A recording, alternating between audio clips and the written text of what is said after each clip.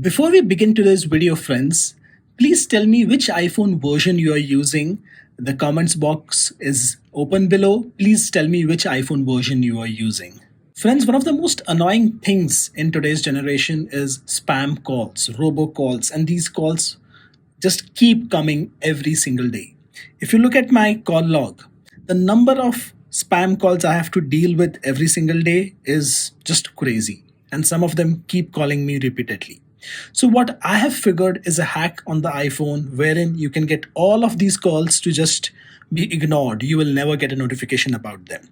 So, my iPhone automatically silences all of these phones. None of these calls come through and disturb me. To enable this, all you have to do is click Settings, scroll down, and reach the Phone option.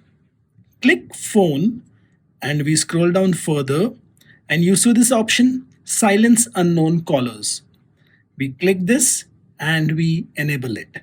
Once you enable Silence Unknown Callers on your device, none of these calls will come through. They will straight away go to your missed call section over here in your phone app, and you can follow up with anyone you think is important.